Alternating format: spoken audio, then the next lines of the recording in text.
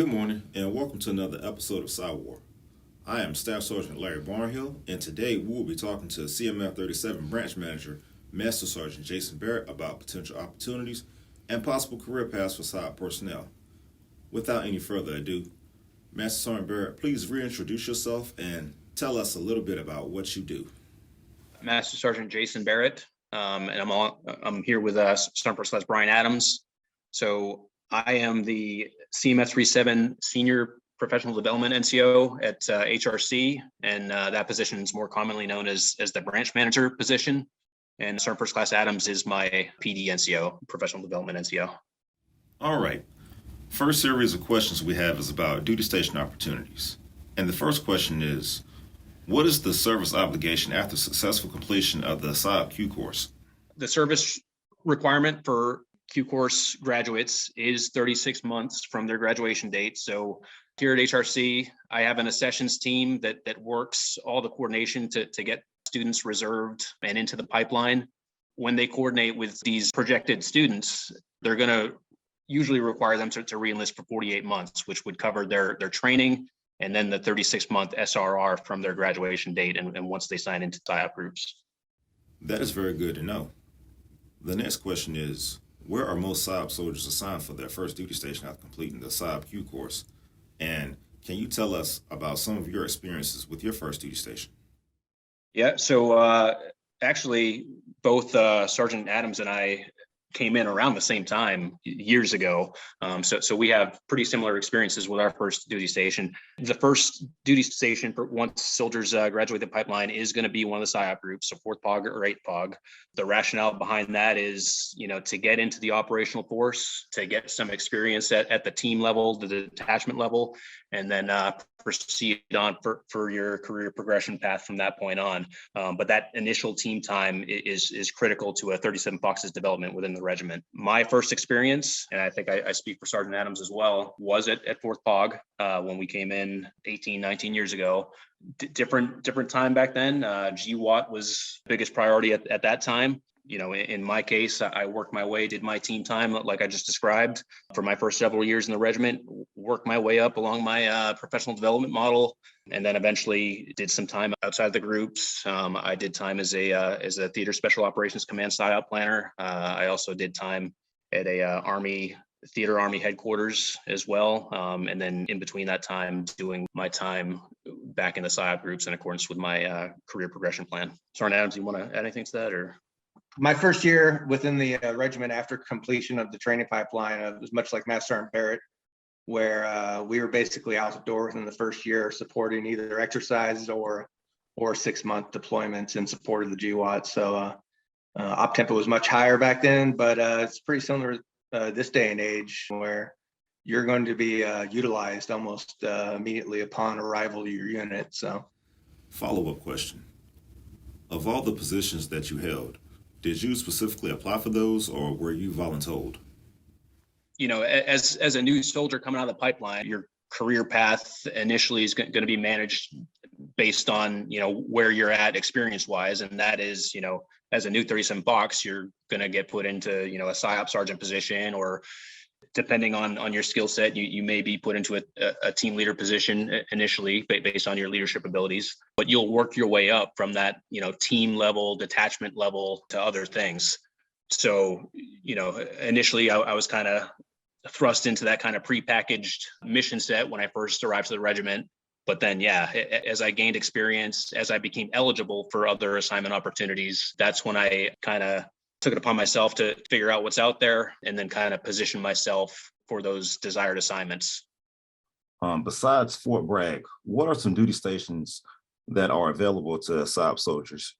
Fort Bragg, the PSYOP groups, those are always going to be the entry and exit points for a 37 Fox throughout their career, but there are other opportunities out there as well. So I manage 282 37 Fox authorizations outside of the PSYOP groups, and that's kind of spread out across the joint force and really across the globe.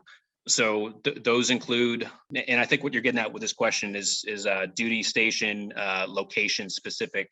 Yeah, we have 37 Fox planner authorizations at each one of the Theater Special Operations Command headquarters. We have them at the SF groups and various other Army and Joint headquarters, again, across the globe.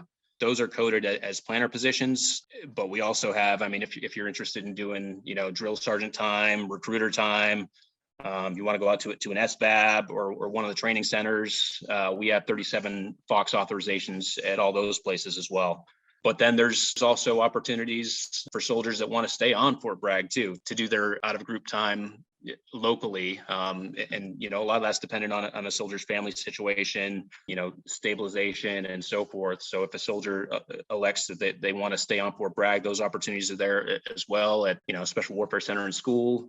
We have plenty of instructor positions over there. We have positions at, within USASOC at the headquarters level or at 1st Special Forces Command. So, a lot of that has to do with a soldier's own, personal family situation, whether or not they want to stay locally or whether or not they want to explore other opportunities, both CONUS and OCONUS. But, being a 37 Fox, you have both of those opportunities. I'll follow on to that particular question. What are some OCONUS duty station options for 37s?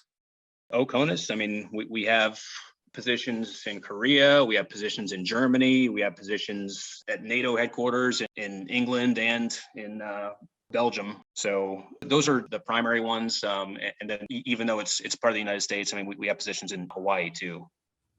That is very good to know. For our next series of questions, it involves career management and guidance. For the first question, what types of assignments and duty positions are recommended for Saab soldiers with an eye on advancement and career diversification? Tell most 37 Foxes and even soldiers that are thinking about coming into the regiment is just familiarize yourselves with the DAPAM 600-25 and the 37 Fox professional development model career progression plan within there. That covers most of the assignment opportunities that are out there, and it aligns it with a soldier's career progression plan at each grade plate. The DAPAM will identify what the career developmental positions are at each grade plate, and that's kind of nested with our assignment opportunities that are out there, or how we manage talent within RSOF.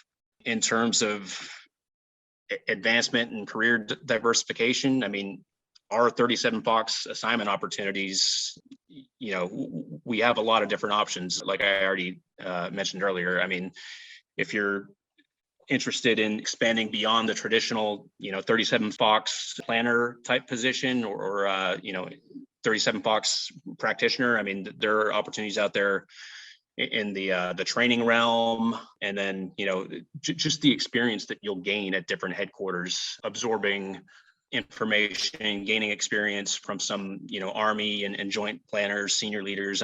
That's beneficial as well. That's going to help you on your career path and bringing value back to the regiment. And then there's also operating at different echelons, Joint Special Operations headquarters, engaging with partner nation militaries at the higher levels. And again, back to my initial point, with broadening outside of the traditional 37 Fox skill set. We have drill sergeant positions, we have recruiter positions, we have instructor positions, working as an OC at the combined training centers. Again, that kind of expands your skill set, it expands your focus on, training soldiers, soldier development, understanding Army policy, and some other skill sets in addition to just the typical 37 Fox. What types of military and civilian education, in your experience, is most beneficial from the junior and senior level perspective? The DAPAM, the career progression plan for 37 Fox, a lot of those requirements at each grade plate are kind of outlined for you. And you're going to want to stick to those just for your career progression and, the value it's going to get for you and for the regiment as well. For 37 Foxes, when you're looking at pre-mission training and just training associated with your job within the regiment or, on a position outside the regiment, there's going to be training requirements specific to those positions. And I know for 37 Foxes in the groups, and especially if they're getting ready to take a planner position or if they're getting ready for deployment, SWIC has the full menu of special operations training, special operations military deception training. You got the MISO program and design course. You got unconventional warfare operational design, soft network development, and then, getting into the social media analytics aspect and leveraging different capabilities. As a PSYOP practitioner, you've got courses like Brighton and Touchstone as well. So there's definitely a lot of training opportunities and education opportunities when you're within the force. And just in terms of civilian education, we have, so another thing we do at Branch is we do a board analysis. And that's for each one of the evaluation boards. We'll take a look at the OML standing, we'll do our records review, and try to provide the force with some key takeaways to help them improve their OML standing. And we are noticing that civilian education is becoming a much more significant factor. In regards to civilian education, what degree fields do you recommend for personnel to get the most out of the Saab field and also be the most effective in it?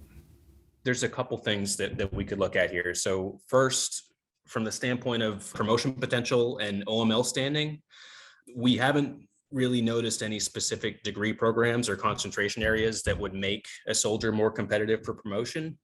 Really, it's degree completion in and of itself that meets that requirement. But with that said, there are definitely some degree programs that are more applicable than others when it comes to 37 Fox or an RSOP soldier in general. So in terms of linkages to the 37 Fox career field, some of the degree programs that just come to mind are, marketing, psychology, communications, intelligence studies, and some of the things along those lines. And those are going to have more applicability to a 37 Fox's duties in comparison to some other programs. You can also look at some other options like management, military studies, national security studies, and things of that nature that also have applicability to a soldier's development, not just as a leader, but also as a strategic thinker, which is something that we emphasize. But really, in my personal opinion, one of the more valuable civilian education paths, I think, for a 37 Fox would be focusing on something in the international relations, regional studies, or cultural studies type programs. As an RSOF soldier, the intent is to maintain regional alignment for as much as possible.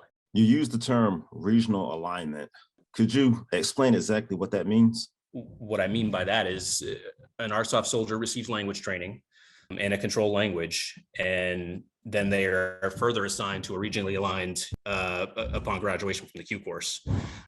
And when I'm talking regional alignment, I'm talking Southcom, Indo-PACOM, EUCOM, AFRICOM, CENTCOM, and so forth. So that soldier would be sent to one of those units that focuses on that geographic area. So the intent is for that soldier to remain regionally aligned as often as possible for the bulk of their career. Selecting a degree program focusing on a geographic area related to that soldier's regional alignment makes a lot of sense to me. And I think it helps the soldier check a couple of blocks there, in terms of degree completion for promotion potential, and also, improving their regional expertise as 37 Fox. And I think the other thing that I'd mention is, the Army in general has a lot of opportunities out there for enlisted soldiers for education opportunities. Just looking at military ed, professional military education, BLC, ALC, SLC, MLC, and the Sergeant Major course. But I'm also talking about civilian education, just looking at it from the perspective of tuition assistance, GI Bill, credentialing opportunities, and some of the other programs that are out there. But I really think that the RSOF community is kind of in the lead for this, through partnerships with various universities out there like Norwich, Fayetteville State, Southern New Hampshire University, and some others. And they also go through the effort of getting RSOF training counted towards college credits. For example, in some cases, a soldier's military and RSOF specific training can count for up to 60 to 90 credit hours towards a college degree. And that puts them in great position to get an associate's or, within 6 or 7 classes of a bachelor's degree in a lot of cases. Aside from that, the other big one that I'll mention is the opportunity for RSOF soldiers to apply for the master's program in strategic security studies at NDU, the National Defense Program. And that's facilitated by the Special Warfare Center and School in partnership with NDU. And it's open to RSOF soldiers who've met their career developmental time at their grade plate and who've also completed their undergraduate degree. And I think the best aspect of that program and that opportunity is the fact that it's an actual PCS move. So the soldier PCSs to the schoolhouse, and it'll be 10 months of classroom instruction, working with advisors, and it enables the soldier to focus exclusively on earning their master's for 10 months. and then they'd return to the regiment for a utilization tour after that. Great opportunities out there, RSOF soldiers. I'll say this, I'm not the expert in any of those specific programs, so I just recommend that soldiers reach out to, Special Warfare Center in school, even JSOW at SOCOM, to learn more about those program opportunities. What are some of the training opportunities that you're aware of that's available specifically to 37s and SOF personnel? Yeah, so I think I already talked about that a little bit on one of the previous questions, just in terms of the SWCC menu of special operations training, that really advanced training for a 37 box. Again, some of that's going to depend on the soldiers' mission set, what they're going to get trained on for pre-mission training, and then also the assignments that are out there too. I mean, if you're going to a theater headquarters, that 37 box is probably going to get, joint IO training, joint targeting, other training that's kind of specific to that focus area for that particular assignment. So whether it be getting that training within the group, or once you get to that assignment, that gaining headquarters, sending the 37 box through that training, I mean, that's the type of training you're going to get for those types of positions. Very good. Can Saab soldiers still volunteer for career advancement opportunities like green to gold, OCS, SFAS, or warrant?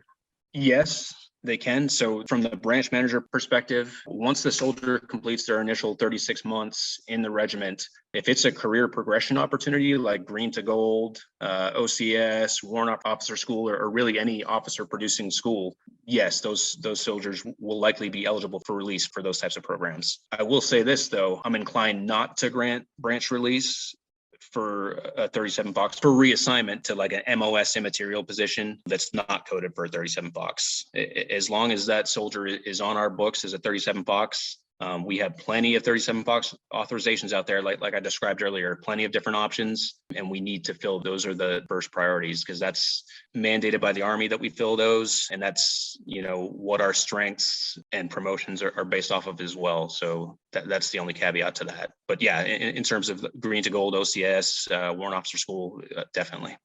A follow-up question to that, but more so along the line of keeping 37s in-house. Would you recommend 37s volunteer for those positions within the 37 realm? Yeah, so our talent management process, so we do the regimental manning conference twice a year, and that's where we look at soldiers who are eligible for assignment outside of the PSYOP groups, and we'll look at what authorizations are out there, what assignment openings are out there for usually around the next 12 to 18 months. And that's when the soldiers who are eligible, there's 36 months time in regiment or 36 months time on station for that particular assignment within the PSYOP groups, that they'll be eligible for one of those assignments, and they'll submit what's called a talent management worksheet. And that's where they preference their desired assignments based on what's open over the next 12 to 18 months. The next question, I think you already touched on regarding broadening assignments. What type of broadening assignments are available or recommended for newer and older 37s? Yeah, so it's going to depend on, that soldier's individual career progression plan. And it's going to depend on, as I mentioned earlier, the DAPAM and the professional development model. But for newer soldiers, we have staff sergeant authorizations out there outside the PSYOP groups that we need to fill. So for those more junior NCOs, I think the drill sergeant positions, some of the planner positions that are out there, the training centers, that's more in line with a junior staff sergeant after they completed their time within the PSYOP group. For more of the senior NCOs, that's when you're looking at more of the theater headquarters planning positions, your TSOCs, GCCs, Geographic Combatant Commands, and theater Army headquarters. That's more in line with a senior NCO. Moving on to the next line of questions. This involves promotions. So first question. Are time and grade and service benchmarks the same for enlisted 37s as they are for the conventional Army? Yeah, so we were actually talking about this earlier. Generally, they're going to be a little different. So our SOF, in terms of time and grade, time and service, is typically 12 months less than the regular Army for that particular evaluation board or promotion pin on. But that soldier is definitely going to have to check if they're eligible for a board. They're definitely going to have to review the MILPER message for that particular board, because again, generally that is the case for our SOF, but it's not always the case. In your experience, what are promotions generally like in the regiment? Promotions within the regiment for 37 Fox, I mean, they're pretty steady. And, I've been the HRC senior PD NCO for CMF 37 since August 2020. And yeah, promotions have been pretty steady since then for the FY 21 and 22 evaluation boards, especially for promotion to Sergeant First Class and Master Sergeant. They've been a lot higher than we expected. A follow-on question. Is there room for advancement for those who put in the effort?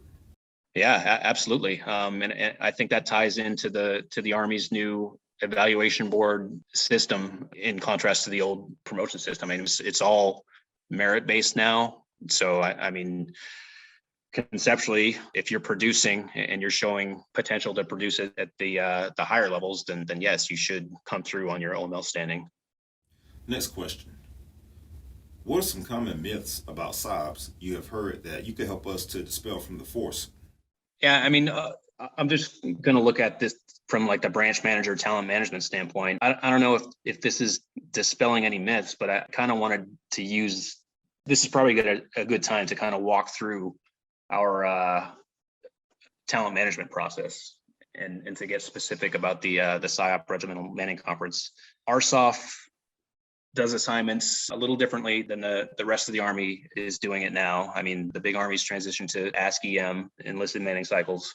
The RSOF CMFs, CMF 18, Special Forces, 37, PSYOP, and then CMF 38, Civil Affairs, we all run our internal manning slates. And so for PSYOP, ours is the Regimental Manning Conference. We do it twice a year. Each time we project out, like I said earlier, 12 to 18 months. Some of that kind of overlaps. So in some cases, we're just validating results from the previous conference, but then again, looking a little further out as well. So that starts off with analyzing our requirements. So we have a certain number of authorizations that we're required to fill, and this is derived from Army manning documents, and then some of the directed fills within USASOC that we're required to fill. We'll do our analysis of those requirements, projecting out, whatever that cycle is looking like I said, usually 12 to 18 months. We'll generate our initial fill list, and then we'll identify soldiers within the groups. Because like I said earlier, the entry point and exit point for soldiers in CMF 37 is the PSYOP groups. So we'll identify movers within the groups based on time on station, time in the regiment, and then their career developmental time at whatever grade plate they're at. We'll look at soldier stabilizations, whether it be compassionate stabilization, high school senior stabilization, or some other things that come up that would stabilize a soldier and make them ineligible for that particular movement cycle. And we'll just make sure all those soldiers are coded correctly, and we've identified people that are eligible for that particular movement window. So we'll look at those different things. We'll work collaboratively with the PSYOP groups to develop an initial pre-slate, and that input that goes into that, soldiers are involved as well. They'll, like I said earlier, submit a talent management worksheet, which is their opportunity to look at the assignment openings, which I published to MillSuite in advance of the conference. They'll use their talent management worksheets to identify their desired assignments based on those openings. We'll do initial pre-slate with the groups, and then we'll validate and finalize the final slate during the actual regimental manning conference. And then those results, along with all the timelines and other information pertinent to the assignments, that gets published to MillSuite as well. So I don't know if that's dispelling anything from the force. I just kind of want to ensure that everybody's tracking what our process is. The explanation that you just gave me, would that be found in DAPAM 600-25? No, I mean, DAPAM 600-25, I mean, soldiers have to be cognizant of, the career development positions at each grade plate specified in that. And we do use that for talent management. That goes into the process for identifying soldiers and making sure that they're the right fit for particular assignments, both based on their career progression plan and what the requirements are for those particular positions. The documents that I referenced, the assignment fill sheet with all the assignment openings, and then the final publication of the results, those are published to our PSYOP branch page on MillSuite. We're coming up to our last line of questions, and we received these directly from PSYOP soldiers. If the senior leadership is deciding upon positions locally, What is the driving force of our branch managers in meeting the soldiers' need for career advancement over the regiment's need for Vitas and placement? Yeah, so for that one, I kind of talked through our process on that last question, and I think that kind of overlaps with this question as well. We do have a process, our process does provide transparency. I mean, the assignment openings, like I said, those are published in advance, timelines depicted on that fill sheet. So, that helps with predictability as well. And then, our business rules annotate what our assignment durations are, 36 months. We have some assignments that are 24 months and so forth. To get to this question, I think that's where the talent management worksheets come into play. I mean, soldiers are provided the opportunity to preference their assignments based on those openings that are in play for that particular manning cycle. And then between HRC and the PSYOP group senior leaders, we kind of do that analysis of, okay, here's where each soldier's at in their career development, and what makes the most sense based off of their preferences, balanced with their career development, balanced with the requirements that are out there. And the other thing is, like, in the end, like I said earlier, we have 282 authorizations that we have to fill. There likely will be a few of those that don't get preferenced at all, but we still have to fill them. So that's kind of when we go back to the drawing board, see which soldiers are available, and try to align those soldiers with those assignments in a manner that makes the most sense. And our last question is, what are the pros and cons in the soft method of manning versus Big Army's method of manning through their branch managers? The rest of the Army's kind of moved over, like I said earlier, to ASK-EM and using the enlisted manning cycles. And the catalyst for that, and I mentioned this at the last manning conference, so the catalyst for that was, there's probably more to it than this, but these are some of the big ones. So soldiers were unsure of when they were going to move and what assignment opportunities are out there. So the Army went ahead and developed the YMAV, which tells a soldier when they're project their next move. And then the EMC itself, if a soldier is eligible for a market, they're notified and they get visibility on what assignments are out there for their MOS. I just described our regimental manning conference process, and I think we capture those same things. Our business rules specify when soldiers are eligible for reassignment, and that's based on time on station and time completed for their career developmental position at their particular grade plate. If they meet criteria for that, then they're going to be eligible for that movement cycle if they met the 36-month requirement. And then, like I said during that last segment, I mean, the assignment openings are published to our Mill Suite page, and they're also disseminated to the groups. And then, of course, we use the talent management worksheets to allow the soldiers to preference their particular, I think, based on why the Army went to ASK-EM in the first place. I mean, I think we're addressing that through our processes. Thing that is beneficial within the regiment for how we do business is that it allows us to ensure that soldiers are aligned to assignments based on their PD model, based on their career progression path. And then it also helps us maintain regional alignment to ensure we have those subject matter experts going out to, the theater headquarters and based off of their experience and their career trajectory. And then, we also have to manage talent in accordance with some operational and, career management aspects that are unique to RSOF. So that's kind of the benefit to our process specific to RSOF personnel in contrast to the Big Army's process. That is some excellent information. And in conclusion, the last question will be, what key takeaways do you want our listeners to get from this episode of Cywar? Yeah, I mean, I think this episode of the podcast, we talked about assignment opportunities within CMF 37.